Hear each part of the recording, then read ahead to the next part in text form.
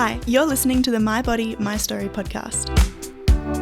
It's not just your physical body, it's your physical, your emotional, your spiritual, your energetic health, and it all intertwines. So, we put a big focus on our physical body and exercise and diet, which of course is important. But if we don't actually look after our inner world, if we don't look after our stress levels and our emotional health, our body will see that.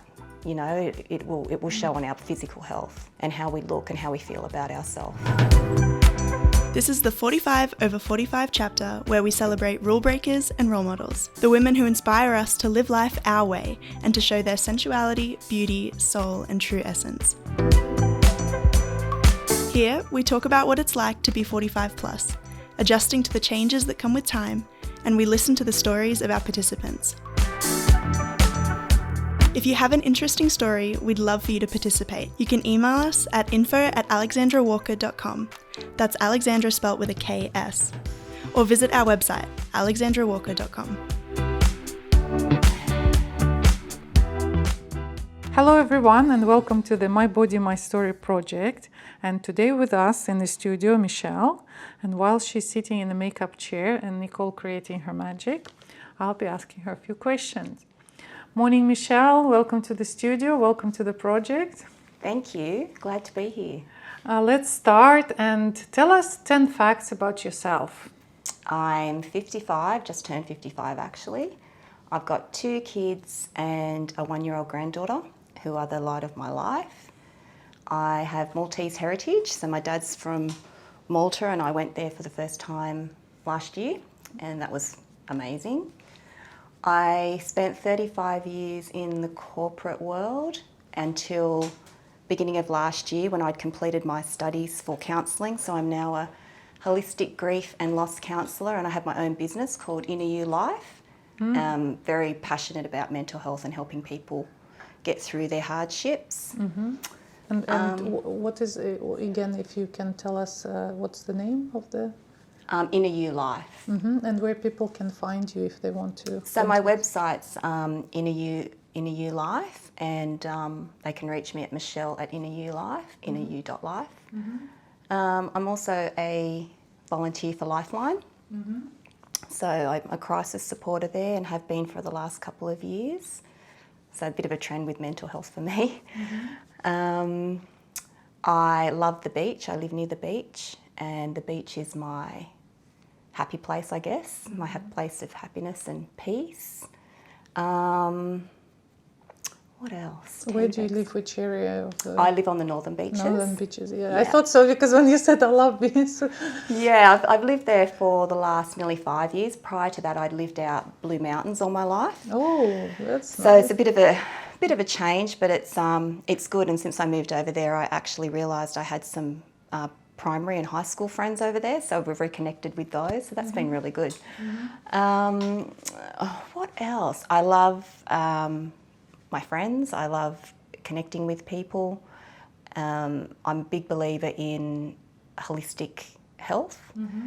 So doing the best I can for myself, my body, my well-being, and just a huge believer in your inner world is just as important as your body. Mm. So what made you move into this field and giving up your corporate career and well, when I was the last couple of years in my corporate life, I did do a lot of work with staff around well-being and mental health. Mm-hmm. And I just found that whilst it's a good place to work in the corporate field, it didn't fulfill me. Mm-hmm. I just didn't feel like I was adding any value to anybody. Mm-hmm. So I spent the last couple of years sort of studying, and then when the opportunity arose at the beginning of last year, I just took it. And it's been a journey, but I've started to build the business and it's been amazing. I feel like I'm really adding some value to people's lives and that means a lot to me. Yeah, because it's a very difficult area, like grief. What you mentioned that you're dealing with, helping people to deal with grief and losses, and I assume it's not only death, it's also divorce or separation or like It's everything. It's I mean, grief comes with any loss or any major life transition. So even retirement or kids leaving home, I found a lot of women are sort of going through grief because they've gotten to a certain age and they feel like they've lost themselves. So yeah, I'm just sort of putting together some grief and loss circles on different things now. So I've also just finished my studies for end of life doula, which kind of, I guess, goes into the whole grief and loss space. So yeah, so it's all happening on my end. So was it something which you can relate to? That's why it was interesting for you? Or? Yeah, when I started out with studying and wanted to be a counsellor, I was kind of looking broadly that I was going to be, you know, a counsellor just doing whatever. And then middle of last year, my mum passed away, and it sort of, I guess it was the catalyst to go, I want to be in this space. This is where I need to be. And so I've been able to, I guess, use my own experience. I mean, I've had loss before and, you know, death and all that sort of stuff, but I think losing my mum was probably the biggest. So that's kind of why I've landed in the grief and loss space. But I think so many clients come in, they start off, they come in to see me because of grief, and when we sit down and talk, there's so much underneath that. So many different things throughout their lives that they haven't quite addressed. So yeah, so that's, I really do like it. It's hard, but I love it. It's interesting that you mentioned also kids leaving home, and I thought, oh, that's true. Like I experienced it myself a couple of years ago, and it was real. The thing was real.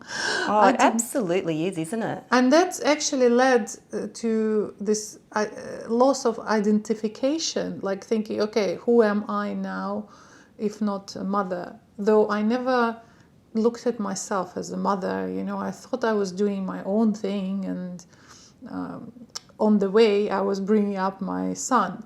But then when he left, I just realized that everything was focused on me being a provider for him as a mother.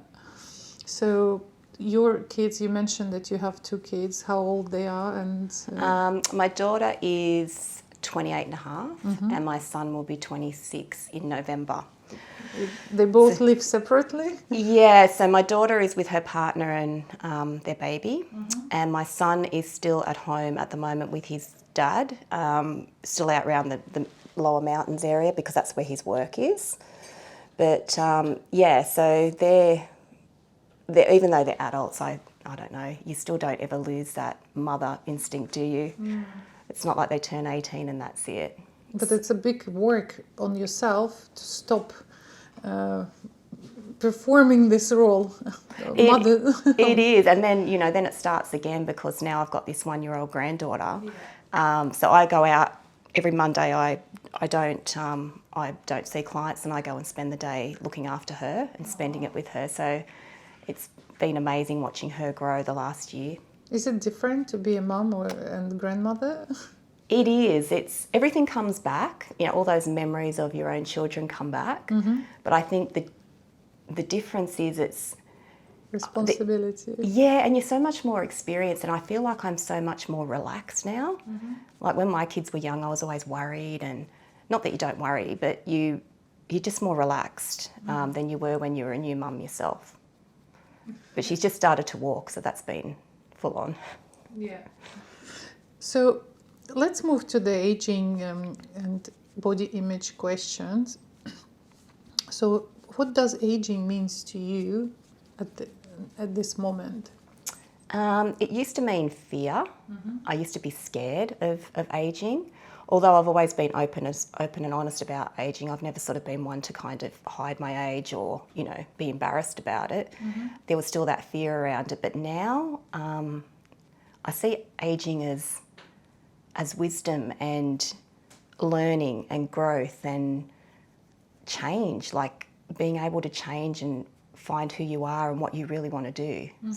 So I actually am enjoying the process, because from where I was, you know, 10, 15, 20 years ago, I just feel so much more comfortable in my skin.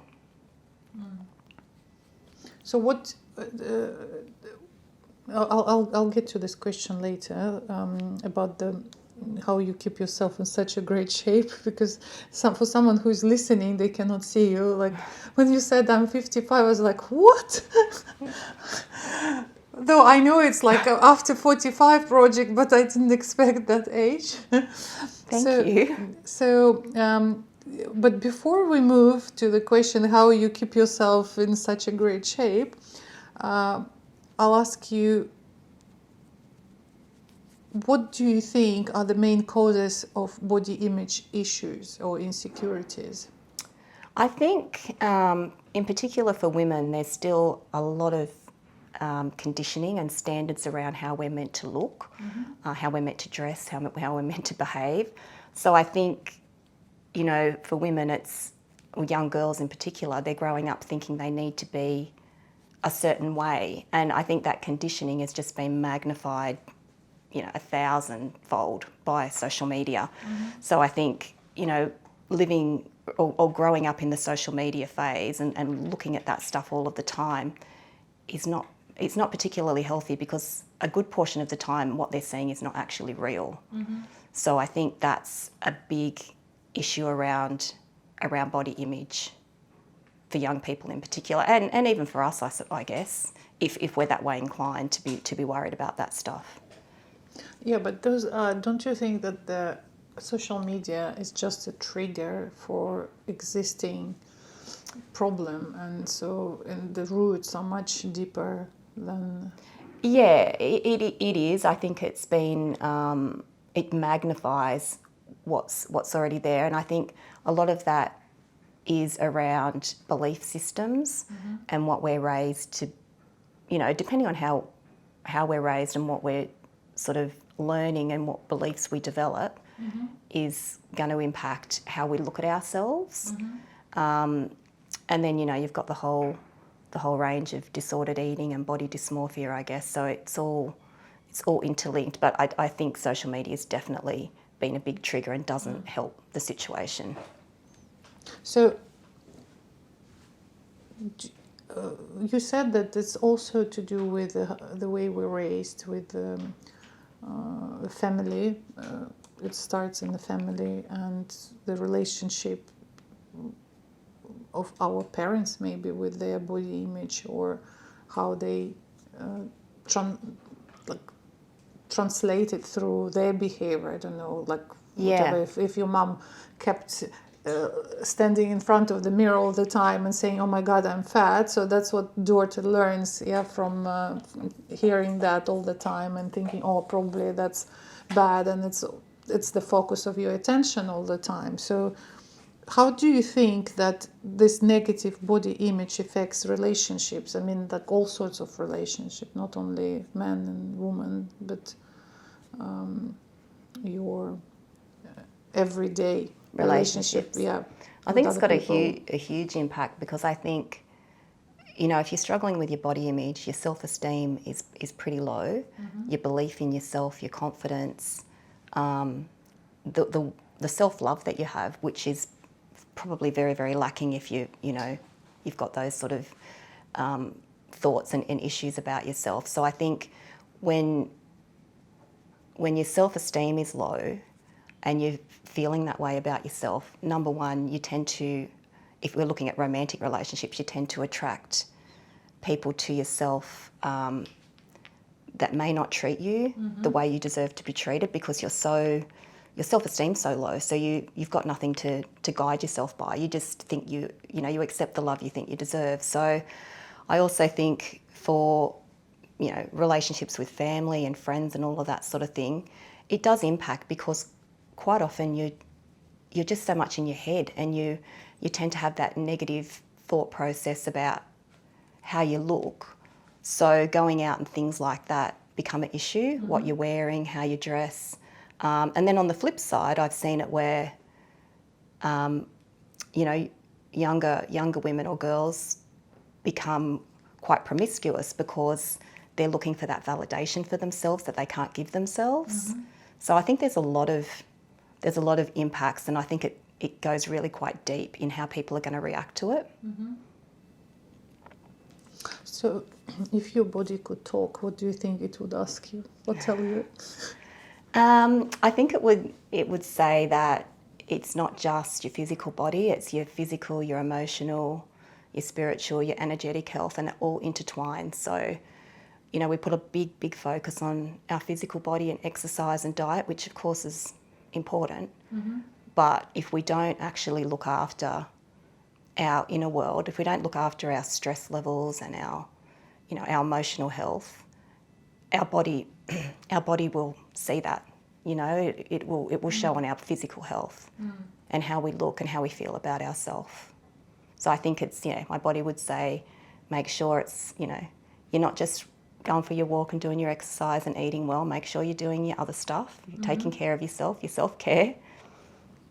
So while you touch this subject of taking care of yourself, what is your go-to method to bring yourself back to shape when body-related insecurities happens from time to time? So what do you do? And the other half of the question, has it changed with age? It's definitely changed with age. My body doesn't quite react the same way as it used to. Mm-hmm. But I think bringing my body back, I've noticed, getting sort of over 50, you start to have some of those little hormonal type issues, I guess you would call them. So last month I just did a hormonal cleanse and detox. Ooh. So that was 28 days. Ooh, wow. So that was run by Happy Hormones, Happy Healthy You, I think it is. So it's all very scientifically based with, nutritionalists and stuff. So it was done really well and it made me feel really good. Mm. So it was, it was a big impact on not just physically but also mentally. Mm-hmm. And I try and keep my exercise up, I guess. So I try and walk daily. I've started to do some weights just at home, just hand weights, and do yoga. But I also, on the flip side, do all the I guess well-being stuff. So I meditate every day. Mm-hmm. I do practice gratitude because I think it puts you in a good space. Mm-hmm. So they're the sorts of things. I try not to beat myself up. If I notice a bit of stomach fat and things like that, because our bodies are changing. I just look at and practically and go, okay, is there something I can do with this? How do I feel about it? And what do I need to do to feel better? It's like 3 questions you ask yourself. Yeah. So what do you eat? Because you look like very healthy young person. So how you manage to stay young, and energetic?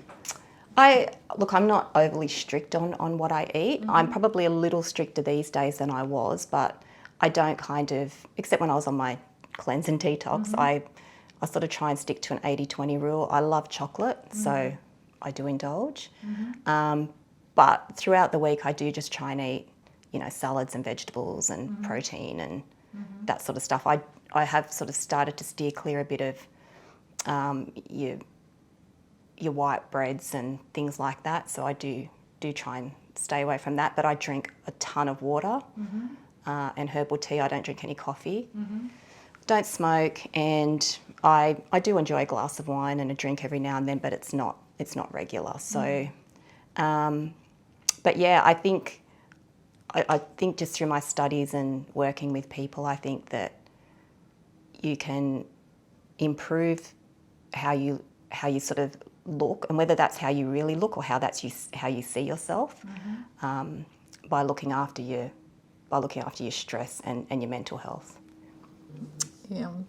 Okay. So my last question, and if you have any favorite quote or saying about being a woman? I most certainly do. Where is it? I can't think of any better representation than someone who is unafraid to be herself. Oh, that's a great one. Thank you. I like it. Thank you, Michelle. Thank you very much for sharing your story, and hope you will have great rest of the day and nice, relaxed, Very relaxed. comfortable feeling. And thank you again. Thank you so much. That was fun. If you have an interesting story, we'd love for you to participate. You can email us at info@alexandrawalker.com. That's Alexandra spelt with a KS. Or visit our website, alexandrawalker.com.